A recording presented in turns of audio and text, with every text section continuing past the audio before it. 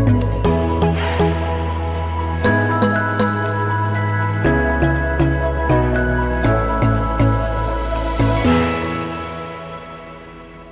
नाम पर आधारित बाइबल अध्ययन कार्यक्रम को आपण मानकु स्वागत जनाऊँगी।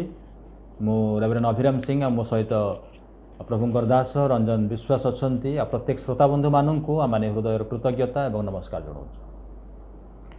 जदि आप प्रथम थर देखुंत दयाक सब्सक्राइब करूँ एवं अन्य मान निकट में शेयर करूँ जेपरी अधिक अधिक लोक ये कार्यक्रम को देखिए प्रभुंकर वाक्य को शुणिबे आ से निमंते आपण मैंने देखि सारा पर निजर मतामत लिखिकी निश्चित भाव में जनइबे आम उत्साहित करेंगे। अनेक आपण मतामत लिखि जनई आम धन्यवाद दौचु आ प्रार्थना रखिए जेपरी सेवा कार्यटी फलप्रद हुए अनेकंकर निमंते आशीर्वादर कारण हुए। गत सप्ताह मानक आमने ईश्वर प्रमुख नाम गुड़िक आमने अध्ययन कर आसुचु। आमने जिहोवा जिरी, जिहोवा राफा, जिहोवा निसी एवं जिहोवा सामा आउ एई नाम गुड़ी को आमने अध्ययन करी आमने देखि आसीचु। आज मध्य आ गोटे ईश्वर प्रमुख नाम को आमने अध्ययन करबा, किंतु ता पूर्व आसंतु आमने प्रभु यीशु शिखैथिला से आदर्श प्रार्थना को आमने बोलिबा। हे आमानंकर स्वर्गस्थ पिता, तुम नाम पवित्र बोली मान्य हो। तुमर राज्य आसु जेपरी स्वर्गरे सेपरी पृथ्वी रे तुमर इच्छा सफल हो। आज आम को प्रयोजन आहार दियो। आमने जेपरी निज निज अपराधी मान को क्षमा करियछु सेपरी आमानंकर सकल अपराध सब क्षमा कर। परीक्षार आमान को आन नहीं, मात्र मंदरू रक्षा कर। जन राज्य पराक्रम गौरव जुगे जुगे तुम्भर आमेन। गीत संहिता 23 गीतरे आउ दाऊद आमान को ईश्वरंकर आउ गोटे नामर परिचय से आमान को दियंती। आउ ए गीत संहिता 23 टी आमानकर अति परिचित पर्वटी अनेक मुखस्थ मध्य करिसेंती।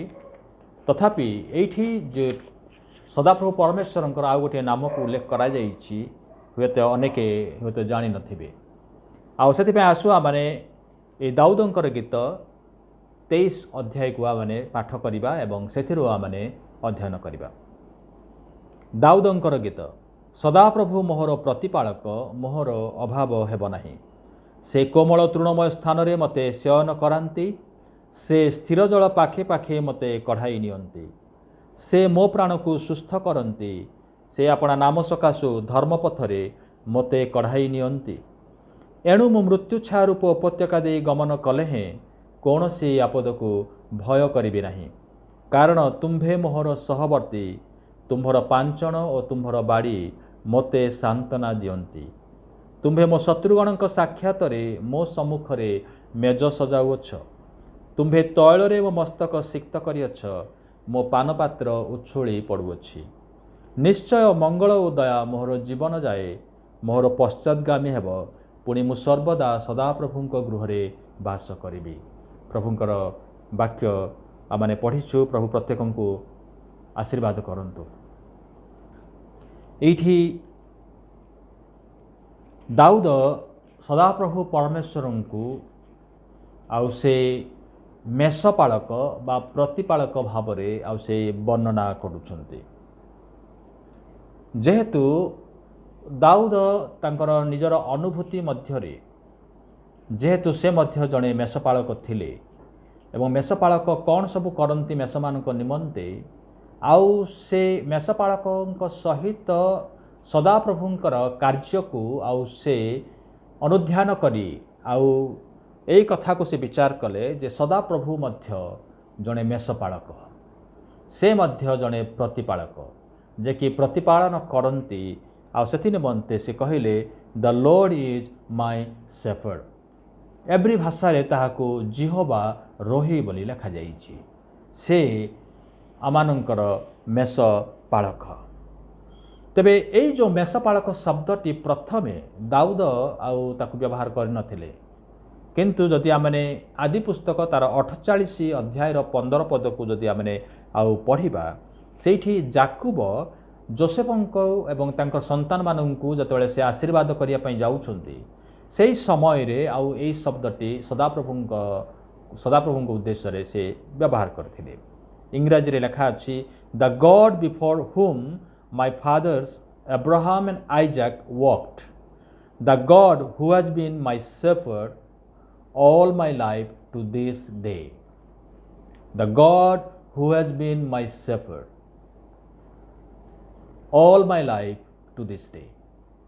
अनंतर जोसेफ को आशीर्वाद कर कहिले जो परमेश्वर साक्षात मोहर पूर्वपुरुष अब्राहम और इसाक गमनागमन करथिले, जो परमेश्वर जन्मावधि आज पर्यंत मते प्रतिपालन करी आसीअछंती, से जेहेतु से मध्य निजे जड़े मेषपालक थिले।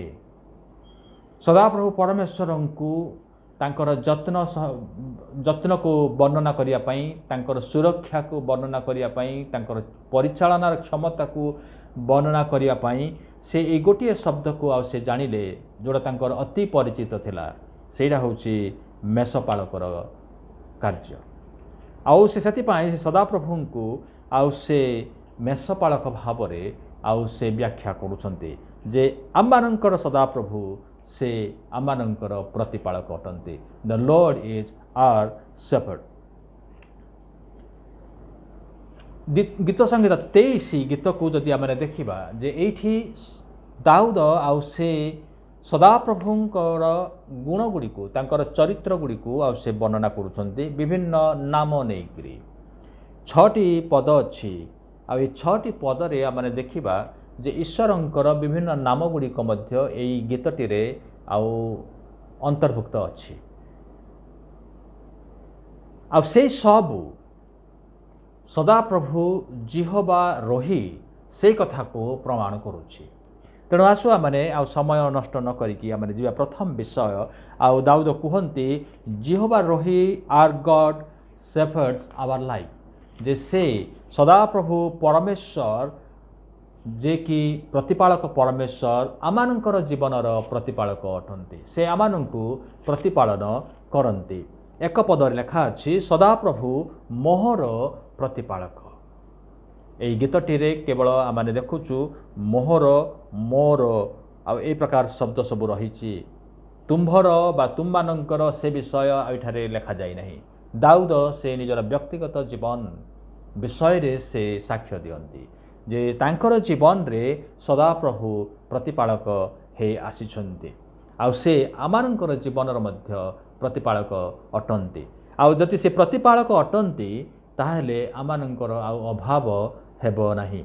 से लेखा अछि से जेहेतु मोहर प्रतिपालक मोहर अभाव हेबो नाही। तेबे एई जो प्रतिपालक शब्दटी पुरातन नियम रे मध्य आउ किछि भविष्यत वक्ता माने सदाप्रभुंकर संबोधन करिसंती मेषपालक भाव रे। आमाने जदि देखिबा माने जिसाय तार 40 अध्याय 10 एवं 11 पदरे जिसा भाववादी द्वारा सदाप्रभु कहन्ति से मेषपालक परि आपणा पल चराइबे, मेष छुआ मानू से आपणा बाहुरे संग्रह करिवे और आपणा कोଳରେ सेमानकु बही नेबे, आउ दुग्धदायिनी मानू धीरे धीरे चलाइबे। सदाप्रभु परमेश्वर से मेषपालक आउ से तांकर लोक मानू चलांती, आउ जो माने छुआ से मानू से कोଳରେ से बही नहीं जाती। जिहिजकल तार 34 अध्याय 11 एवं 12 पदरे मध्य जिहिजकल भाववादी एभଳି कहन्ति, कारण प्रभु सदाप्रभु एई कथा कहन्ति, देख आम्भे निजे आम्भे हैं निज मेषगणर अन्वेषण करी सेमानंकर तत्पानुसंधान करिबा। The Lord is looking for his ship. तांकर मेषमानंकर अन्वेषण से करिबा पई से बाहरी छन्ति। कौनसी पालक आपणा छिन्न भिन्न मेषगणर मध्यरे थिबा दिन जेपरी आपणा पलर तत्पानुसंधान करे, सेपरी आम्भे आपणा मेषगणर तत्पानुसंधान करिबा। आउ मेघाच्छन्न और अंधकार दिन रे से माने जे स्थान रे छिन्न भिन्न होई अछंती से सकल स्थानरु से मानंकु उद्धार करिबा। सदाप्रभु तांकर रक्षा करिबार क्षमता को आउ से गोटे मेषपालकंक चित्र को नहीं से आमानंकु कहन्ति जे मु तुमानंकर मेषपालक भावरे मु तुमानंकु संग्रह करिबी। जो माने अंधकार मध्यरे हजि जाइछन्ति छिन्न भिन्न हेइछन्ति आउ से मानंकु खोजी रक्षा करिबी मु। जड़े मेषपालक भाव में ताहा करी किंतु जदि आम नूतन नियम को आम आसीजा नूतन नियम रे जोहन तार 10 अध्याय 14 रु 16 पदरे जीशुंकर कथा शुणु लेखा अछि मु उत्तम मेषपालक पिता जेपरी मते जानती मु पिता को जाने सेहीपरि मु मो निजर मेषगुड़ी को जाने आउ मो निजर मेषगुड़िक मते जानती पुणी मेषगुड़िक निमंते मु मोर प्राण दिए जो मेषगुड़िक एही मेषशालार नुहंती मोहर एपरी अन्य मेषगुड़िक अछंती सेमानकु मध्य मते आनिबाकु हबो पुणी से माने मोहर स्वर शुणिबे सेथिरे गोटिए पल और गोटिए पालक हबो। तेबे एठी जीशु निजकु आउ जतले से निजर परिचय से रखंती आउ सेतेबेले ए मेषपालक ठारू हुए तो आउ गोटे बढ़िया बा उत्तम चित्र आमानक सामने से रखी पारे नहीं। मेषपालक से निजक कहते जे मु जने उत्तम मेषपालक निजर मेष मानकर जत्न निए उत्तम मेषपालक निजर मेष मानू खाइबा को दिए से बाहर को निए भीतर को आने आउ से जगी रुहे आउ मु मध्य जने उत्तम मेषपालक। बर्तन ग्राहक मध्य अछंती पुरातन नियम लेखा अछि जे जो माने बर्तन ग्राहक आउ से माने जतले केंदुआ बाघ आसे आउ से माने दौड़ी की पलांती मेष मानू रक्षा करि पारंती नाही। मध्य जिहेजिकल कहती जे ए प्रकार मेषपालक माने अछंती जो माने निजर मेष मानू खाई दियंती से माने आ रक्षा करि पारंती नाही। किंतु जीशु कहिले in contrast to that false shepherd जो माने फेक भाव में निजक मेषपालक बोली दाबी करुछंती सेमानकर विपरीत जीशु एठारे कहउछंती जे मु उत्तम मेषपालक आ मु सेमानक परि मु छाड़ी पलाए नाही किंतु मु मोर प्राण दिए सेमानकु रक्षा करबा निमंते मु मोर प्राण मध्य दिए सेथिपाई मु उत्तम मेषपालक। तेबे नूतन नियम रे यीशु ख्रीष्टଙ୍କ उद्देश्य रे तीन प्रकार विषय लिखा अछि। Jesus is the good shepherd जौन 10:11 पदरे से कहले जे मु उत्तम मेषपालक। एब्री तार 13 अध्याय 20 एवं 21 पदरे देखिबे Jesus is the great shepherd से महान मेषपालक बोली लिखा अछि। प्रथम पीतर 5 अध्याय 4 पद लिखा अछि Jesus is the chief shepherd से प्रधान आउ मेष शावक महान मेष शावक उत्तम मेषपालक महान मेषपालक पुणी से मध्य आउ प्रधान मेषपालक अटंती।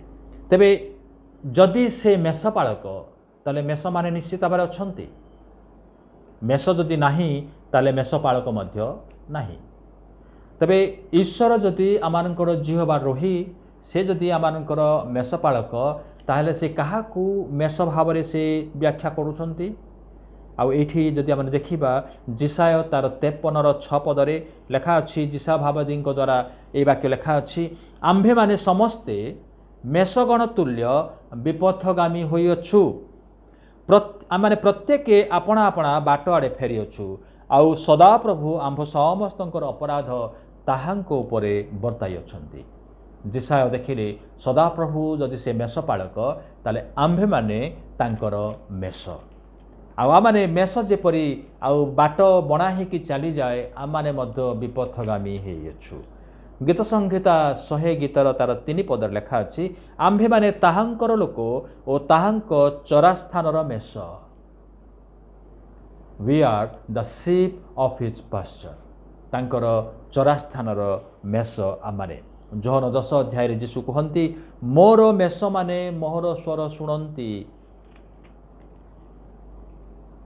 प्रभुंकर लोक माने जो माने यीशु ख्रीष्ट को विश्वास करती से मेष बोली कहुई एभली मध्य जे अनेक तुमान निकट को आसबे छद्म बेश आसबे से माने हिंसक बाघ किंतु मेंढा बेश से आसबे बोली लिखा अछि। लोक माने चिन्हि पारिबे नहीं जे से माने मेंढा मान सहित मिसी गोटे मेंढा परि लागुथिबे किंतु भितरे से माने हिंसक बाघ अटंती माने मेंढा मानू मारिया पाई आउ से माने आसंती से माने। जीशु कहिले मोर मेषक माने मोर स्वर शुणती मेंढा ए प्रकार एक जीव से मेषपाଳकर आवश्यक करे निज इच्छा जदि चलीज आउ से सहजरे से बाट बना हो फेरी आसी पार ना निजक रक्षा करिवार तार क्षमता नहीं मेषपाळक तार रक्षा करे जदि मेषपाळक जदि नथिबो ताले सहजरे आउ जणे जणे वन्य जंतु ताकू आउ शिकार करि पारिबो ताकू मारी देई पारिबो तेणु सेई मेषमानंकर मेषपाळकर प्रयोजन अछि। द्वितीय आम देखुचु जे जिहोवा रोही से मेषमानंकर प्रयोजनीय खाद्य से जोगांती प्रयोजनीय विषय गुड़िक आउ से जोगांती से जिहोवा रोही सप्लाइज आवर डेली नीड्स तार एक पदरे लेखा अच्छी जे सदाप्रभु मोहर प्रतिपालक मोहर अभाव हेब नाही ही इज जिहोवा जिरी से जिहोवा जिरी अटंती जे सदाप्रभु आउ से जोगांती से मोहर अभाव हेब नाही 22 गीत सरी आदि पुस्तक तार 22 पदरे आम देखो पुणी अब्राहम से स्थानर नाम जिहोवा जिरी सदाप्रभु जोगाइबे रखिले एणुकरी आज जाए लोके कहती पर्वतरे सदाप्रभु जोगाइबे आमने ए विषय अध्ययन कर सारीचु तेणु याकू आउ अधिका किसी कहवाई चाहूना किंतु गीतरचक कहले सदाप्रभु मोहर प्रतिपालक मोहर अभाव हेब नाही बिकज जिहोवा रोही इज आल्सो जिहोवा जायरे जे जिहोवा रोही से मध्य जिहोवा जिरी अटंती से रोही अटंती एवं जिरी मध्य अटंती आउ से आमानंकर अभाव से पूर्ण करती आ मोर अभाव हब नाही जेहेतु से जोगांती से गीतरचक दाऊद गीत संहिता 34 तार 9 एवं 10 पदर से कहले हे ताहांकर सद्भक्त माने सदाप्रभु को भय कर कारण जो माने ताहांकु भय करती से मानंकर कौनसी अभाव हेब नाही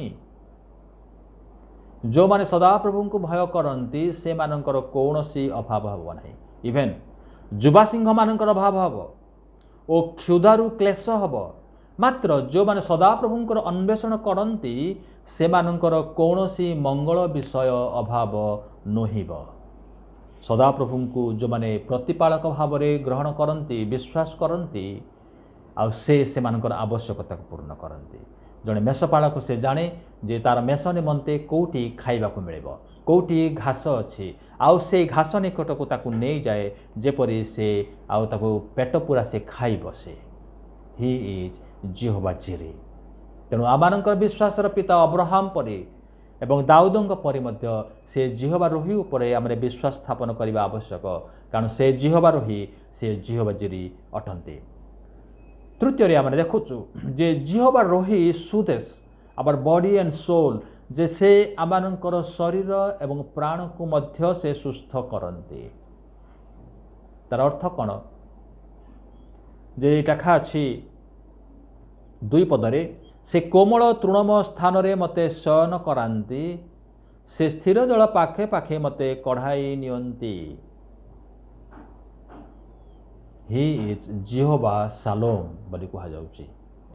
ए 2 पदरे दाऊद ईश्वर को जिहोवा शालोम भाव से प्रदर्शन करुछंती तबे ए जिहोवा शालोम आउ जिहोवा रोही मध्य कौन आउ समानता अच्छी आम ये देखा ये जे से कोमल तृणमय स्थान में मेष मान को नहीं जाती जो जल अच्छी आ से जल निकट को से नहीं जाती से मानू बलपूर्वक शोवा दियंती नहीं पारती नहीं कारण मेंढा माने जदि से माने जदि भोकिला अच्छी ताहले से माने चुपचाप से माने शोई पारिबे नहीं बा से मानू जदि कौनसी आउ वन्य जंतु आक्रमण करने को आसूची से माने भयभीत होइजिबे आउ से माने शांति रे आउ से माने सोई पारिबे नहीं खाद्यर सुरक्षा भयरु सुरक्षा आउ सदाप्रभु परमेश्वर दियंती सेथिपाई से जिहोवा रोही से मेषपालक से मेंढा मानू से जगंती आउ से मानकर तत्वावधान करती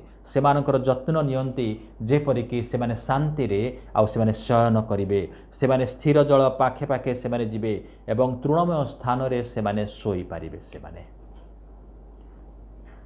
विचारकर्ता 6 अध्यायर 22 ଏବଂ 23 ପଦରେ ଯେତେବେଳେ ଗିଦିଓନ୍ ଆଉ ସେ ସଦାପ୍ରଭୁଙ୍କର ଦୂତଙ୍କୁ ଦେଖିଲେ ଆଉ ସେ ଭୟଭୀତ ହୋଇଗଲେ, କହିଲେ ଯେ ମୁଁ ଅବଶ୍ୟ ମରିଯିବି। ଆଉ ସେତେବେଳେ ଦୂତ କହିଲେ, ତାଙ୍କୁ ଆଶ୍ୱାସନା ଦେଲେ ଯେ ତୁମେ ମରିବ ନାହିଁ।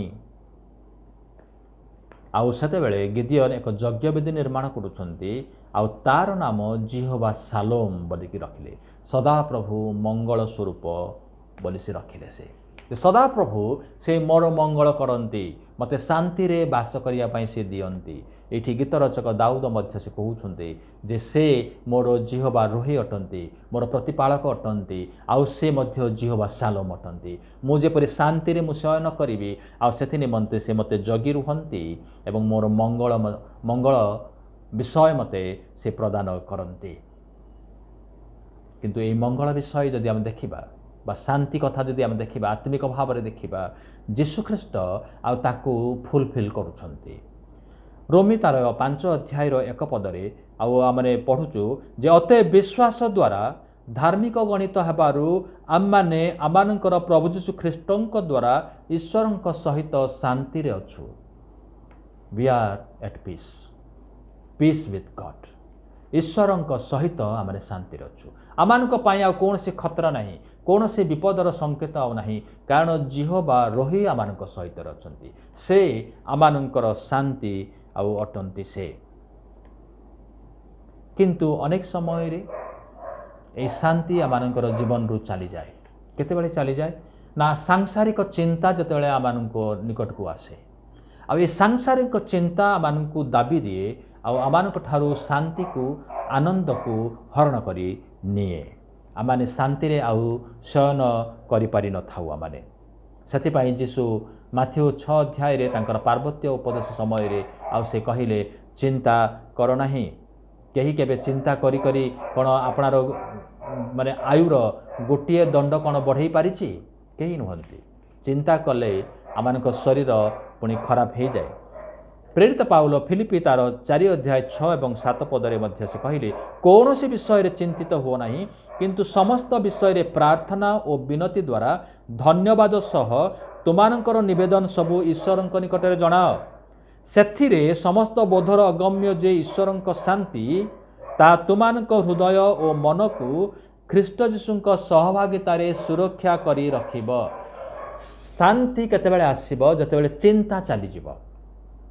ଆଉ ଯେତେବେଳେ ଆମେ ଚିନ୍ତିତ ହେବା, ବ୍ୟତିବ୍ୟସ୍ତ ହେବା, ଗୋଟିଏ ସଲ୍ୟୁସନ୍ ଅଛି, we need to come to God with prayer। ଈଶ୍ୱରଙ୍କ ନିକଟକୁ ଆମେ ପ୍ରାର୍ଥନାର ସହିତ ଆସିବା। ଆଉ ଯେତେବେଳେ ଆମେ ପ୍ରାର୍ଥନା, ବିନତି ଏବଂ ଧନ୍ୟବାଦର ସହିତ ଆମେ ଈଶ୍ୱରଙ୍କ ନିକଟକୁ ଆସିବା, ଆଉ ସେତେବେଳେ କୁହାଯାଉଛି ଯେ ସମସ୍ତ ବୋଧର ଅଗମ୍ୟ ଯେ ଈଶ୍ୱରଙ୍କର ଶାନ୍ତି ଜିହୋଭା ସାଲୋମ will come to us। ଆଉ ଏଇ ଯେଉଁ ଈଶ୍ୱରଙ୍କର ଶାନ୍ତି ତା ଆମମାନଙ୍କର ହୃଦୟ ଏବଂ ମନକୁ କ'ଣ କରେ ନା ସୁରକ୍ଷା କରେ। ଆମେ ବିଚଳିତ ହେବା ନାହିଁ। ଆମେ ସେଇ ସ୍ଥିର ଜଳ ପାଖେ ପାଖେ ତୃଣମୟ ସ୍ଥାନରେ ଆମେ ନିଜକୁ ପାଇବା। ସେଇଠି ଜିହୋଭା ସାଲୋମ, ଜିହୋଭା ରୋହି ଆମମାନଙ୍କର ସହିତରେ ରହିବେ। ତାପରେ କୁହାଯାଉଛି 3 ପଦକୁ ଯେତେବେଳେ ଆମେ ଆସୁଛୁ, ଲେଖା ଅଛି the Lord is our Jehovah Rapha, he is our healer. 3 ପଦରେ ସେ ମୋ ପ୍ରାଣକୁ ସୁସ୍ଥ କରନ୍ତି। ସେ ମୋ ପ୍ରାଣକୁ ସୁସ୍ଥ କରନ୍ତି। ଯାତ୍ରା ପୁସ୍ତକ ତାର 15 ଅଧ୍ୟାୟର 26 ପଦରେ ଆମେ ୟାର ମଧ୍ୟ ଅଧ୍ୟୟନ କରି ସାରିଛୁ। କାରଣ ଆମ୍ଭେ ସଦାପ୍ରଭୁ ତୁମ୍ଭର ଆରୋଗ୍ୟକାରୀ ଜିହୋଭା ରାଫା ବୋଲି ସେ କହିଲେ। ଶାରୀରିକ ସୁସ୍ଥତା ଈଶ୍ୱରଙ୍କର ଗୋଟିଏ ଆଶୀର୍ବାଦ ଅଟେ। ସେଥିପାଇଁ ଦାଉଦ କହିଲେ ଗୀତ ସଂହିତା 103 1-3 ଯଦି ପଢ଼ିବେ, ମୁଁ 3 ପଦଟି ପଢ଼ିବି। ସେ ତୁମ୍ଭର ଅଧର୍ମ ସବୁ କ୍ଷମା କରନ୍ତି, ସେ ତୁମ୍ଭର ରୋଗ ସବୁ ସୁସ୍ଥ କରନ୍ତି। କିନ୍ତୁ ସୁସ୍ଥତା ମଧ୍ୟ ଏଠି ସମ୍ପୂର୍ଣ୍ଣ ସୁସ୍ଥତାକୁ ଆଉ ଦାଉଦ କହୁଛନ୍ତି, ଶରୀର, ମନ ଏବଂ ଆତ୍ମାର ସୁସ୍ଥତାକୁ।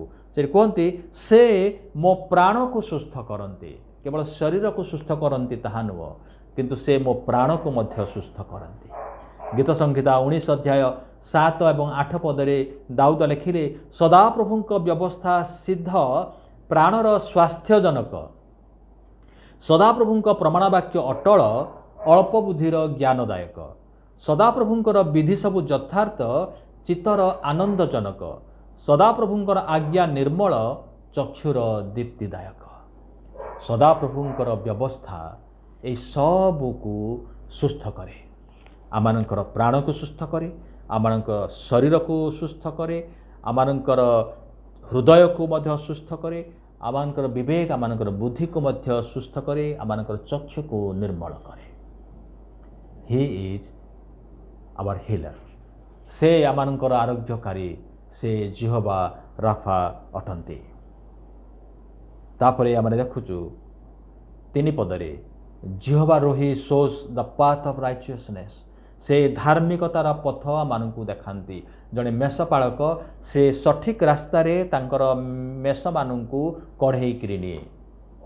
ଯେଉଁ ରାସ୍ତା ଦେଇକି ଗଲେ ସେମାନେ ଆଉ ବିପଦର ସମ୍ମୁଖୀନ ହେବେ ନାହିଁ ବା ଘାଟି ତଳକୁ ସେମାନେ ଆଉ ପଡ଼ିଯିବେ ନାହିଁ। ଆଉ ସେଇ ପଥକୁ ଦାଉଦ କହୁଛନ୍ତି, ସେ ଧର୍ମ ପଥରେ ମୋତେ କଢ଼ାଇ ନିଅନ୍ତି। ସେ ଆପଣା ନାମ ସକାଶୁ ଧର୍ମ ପଥରେ ମୋତେ କଢ଼ାଇ ନିଅନ୍ତି। ଦ ଲୋର୍ଡ ଇଜ୍ ଆୱାର ଜିହୋବା ସିଦ୍ଦିକ୍ନୁ ବୋଲି କୁହାଯାଏ ଏଭ୍ରି ଭାଷାରେ। ହି ଇଜ୍ ଆୱାର ରାଇଚିୟସନେସ୍। ଜିରିମିୟ ତାର 33 ଅଧ୍ୟାୟ 14ରୁ 16 ପଦ ଯଦି ଆମେ ଦେଖିବା, ଲେଖା ଅଛି, ସଦାପ୍ରଭୁ କହନ୍ତି, ଦେଖ ଆମ୍ଭେ ଇସ୍ରାଏଲ ବଂଶ ଓ ଜିହୁଦା ବଂଶ ସମ୍ବନ୍ଧରେ ଯେଉଁ ମଙ୍ଗଳ ବାକ୍ୟ କହିଅଛୁ, ଆମ୍ଭର ତାହା ସଫଳ କରିବାର ସମୟ ଆସୁଅଛି। ସେ ସକଳ ଦିନରେ ଓ ସେହି ସମୟରେ ଆମ୍ଭେ ଦାଉଦ ବଂଶରେ ଧର୍ମରୂପ ଏକ ଶାଖା ଉତ୍ପନ୍ନ କରାଇବା, ପୁଣି ସେ ଦେଶରେ ନ୍ୟାୟ ଓ ଧର୍ମ ପ୍ରଚଳିତ କରିବେ। ସେହି ସକଳ ଦିନରେ ଜିହୁଦା ପରିତ୍ରାଣ ପାଇବ ଓ ଜେରୁସାଲାମ ନିରାପଦରେ ବାସ କରିବ। ଆଉ ସଦାପ୍ରଭୁ ଆମମାନଙ୍କର ଧର୍ମ। The Lord is our Tsidkenu, the Lord is our righteousness. ସଦାପ୍ରଭୁ ଆମମାନଙ୍କର ଧର୍ମ। ଜିହୋବା ସିଦ୍ଦିକ୍ନୁ ବୋଲି କୁହାଯାଉଛି। ଏହି ନାମରେ ସେ ବିଖ୍ୟାତ ହେବେ। ସଦାପ୍ରଭୁଙ୍କର ଗୋଟେ ନାମର ପରିଚୟ ଏଠି ପାଉଛୁ। ଦାଉଦ ସେଇ ନାମକୁ ଏଠାରେ ଉଚ୍ଚାରଣ କରୁଛନ୍ତି ଯେ ସେ ଆପଣା ନାମ ସକାଶୁ ମୋତେ ଧର୍ମ ପଥରେ ମୋତେ କଢ଼ାଇ ନେବେ। ଏକ ଧାର୍ମିକତାର ପଥରେ ସେ ମୋତେ କଢ଼ାଇ ନେବେ। ଯଦି ଆମେ ନୂତନ ନିୟମକୁ ଆମେ ଆସିବା, ପ୍ରଥମ କରନ୍ତି ତାର 1 ଅଧ୍ୟାୟର 31 ପଦରେ ଆଉ ପ୍ରେରିତ ପାଉଲ କୁହନ୍ତି ଯୀଶୁଖ୍ରୀଷ୍ଟଙ୍କ ସମ୍ବନ୍ଧରେ, କିନ୍ତୁ ତାହାଙ୍କ ହେତୁ ତୁମ୍ଭେମାନେ ଖ୍ରୀଷ୍ଟ ଯୀଶୁଙ୍କ ଠାରେ ଅଛ। ସେ ଈଶ୍ୱରଙ୍କ ଠାରୁ ଆମମାନଙ୍କ ନିମନ୍ତେ ଜ୍ଞାନ ଅର୍ଥାତ୍ ଧାର୍ମିକତା, ପବିତ୍ରତା ଓ ମୁକ୍ତି ସ୍ୱରୂପ ହୋଇଅଛନ୍ତି। ଯୀଶୁଖ୍ରୀଷ୍ଟ ଆମମାନଙ୍କର ଧର୍ମ ସ୍ୱରୂପ ଅଟନ୍ତି। He is our righteousness. Jehovah Tsidkenu. ଯୀଶୁଖ୍ରୀଷ୍ଟ ଜିହୋବା ସିଦ୍ଦିକ୍ନୁ। 2 କରନ୍ତି ତାର 5:21 ପଦ ଲେଖା ଅଛି, ଯାହାଙ୍କଠାରେ ପାପର ଲେଶ ମାତ୍ର ନଥିଲା, ତାହାଙ୍କୁ ସେ ଆମମାନଙ୍କ ନିମନ୍ତେ ପାପ ସ୍ୱରୂପ କଲେ, ଯେପରି ଆମମାନେ ତାହାଙ୍କ ଦ୍ୱାରା ଈଶ୍ୱରଙ୍କ ଧାର୍ମିକତା ସ୍ୱରୂପ ହେଉ। We also can be righteous. ଆମମାନେ ମଧ୍ୟ ଧାର୍ମିକ ଗଣିତ ହେଇପାରିବା। କେମିତି? ନିଜର କର୍ମ ଦ୍ୱାରା ନୁହେଁ, ନିଜର ଉତ୍ତମ କାର୍ଯ୍ୟ ଦ୍ୱାରା ନୁହେଁ, କିନ୍ତୁ ଯୀଶୁଖ୍ରୀଷ୍ଟଙ୍କର ସେଇ କ୍ରୁଶରେ କରିଥିବା କାର୍ଯ୍ୟ ହେତୁ। ଯେହେତୁ ସେ ଆମମାନଙ୍କ ନିମନ୍ତେ କ୍ରୁଶରେ ଆମମାନଙ୍କର ପାପ ବହନ କଲେ ଏବଂ ପାପ ସ୍ୱରୂପ ହେଲେ, ଯାହାଙ୍କଠାରେ ପାପର ଲେଶ ମାତ୍ର ନଥିଲା। The sinless person become sin.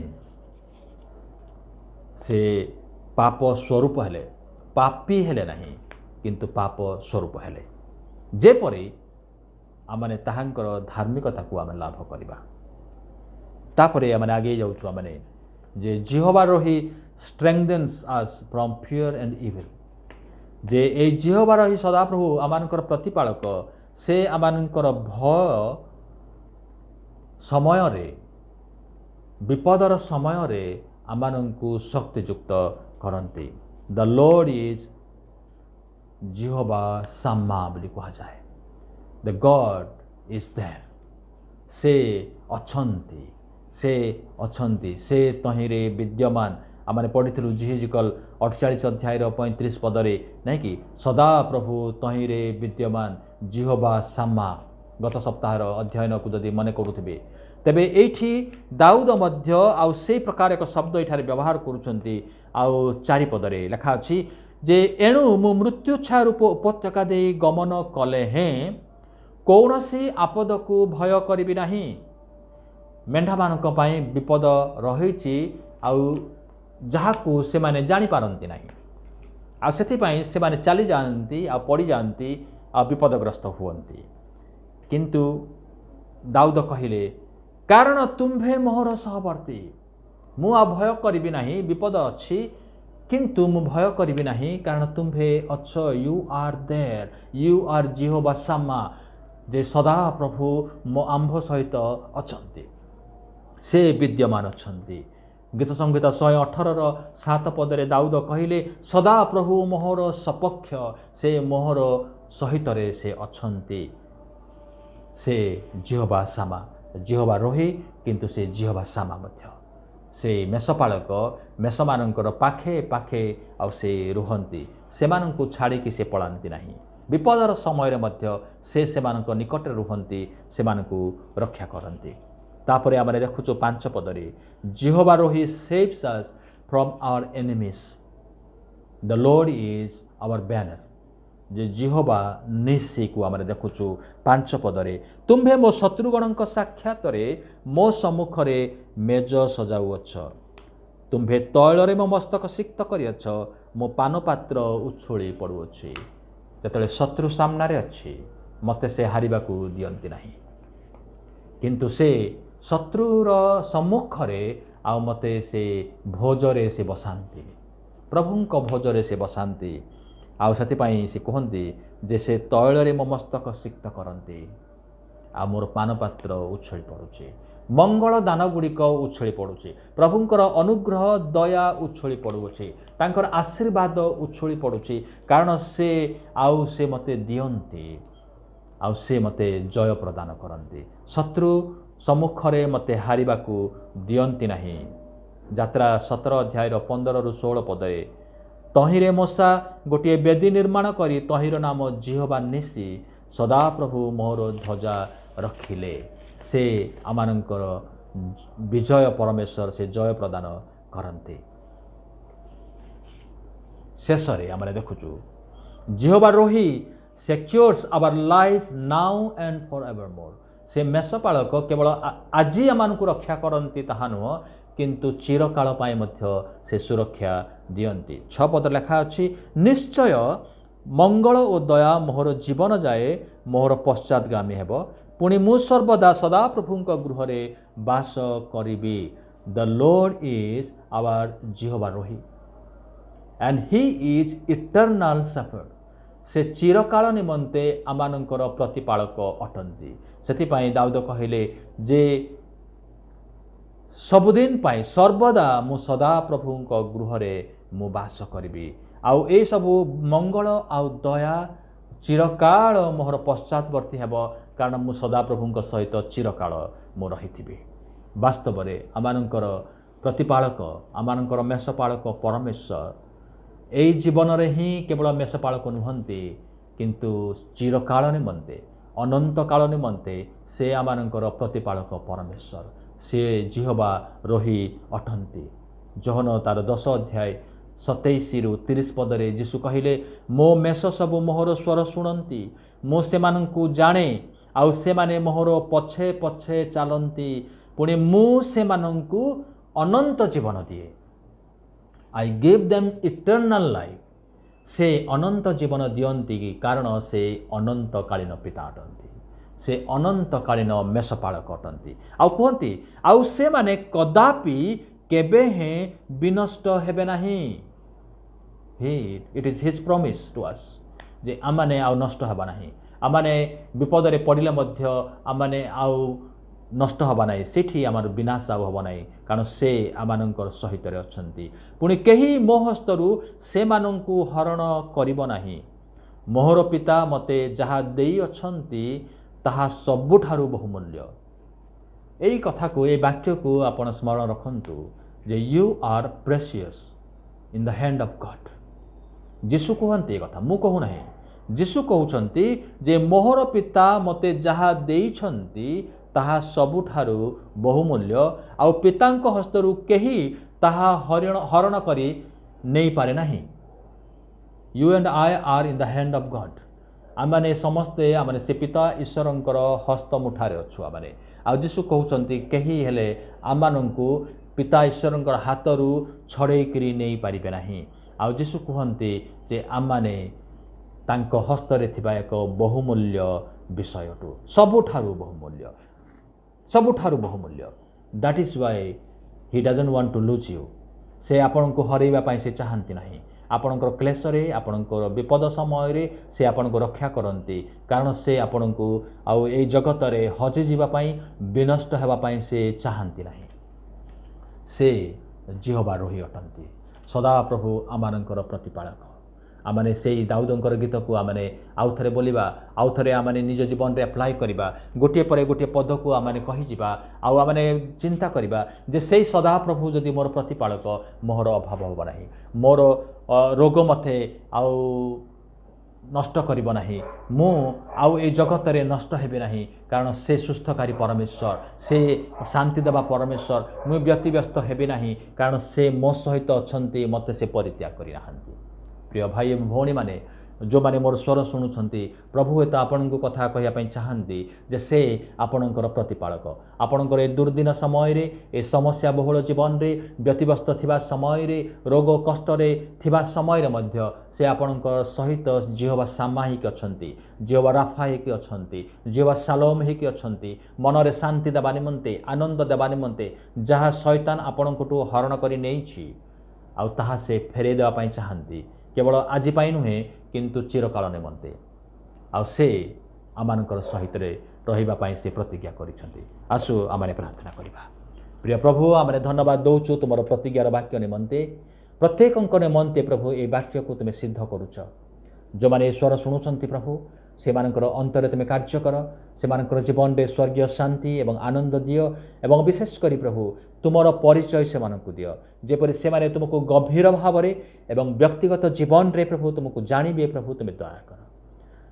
ଧନ୍ୟବାଦ ଦିଏ ପ୍ରଭୁ, ତୁମେ ପ୍ରାର୍ଥନା ଶୁଣିଛ, ଉତ୍ତର ଦେଇଛ ବୋଲି ସବୁ ମହିମା ଗୌରବ ପ୍ରଶଂସା ତୁମକୁ ଦେଇ ଯୀଶୁଙ୍କ ନାମରେ ମାଗିଲୁ, ଆମେନ୍। ପ୍ରଭୁ ପ୍ରତ୍ୟେକଙ୍କୁ ଆଶୀର୍ବାଦ କରନ୍ତୁ। ନମସ୍କାର।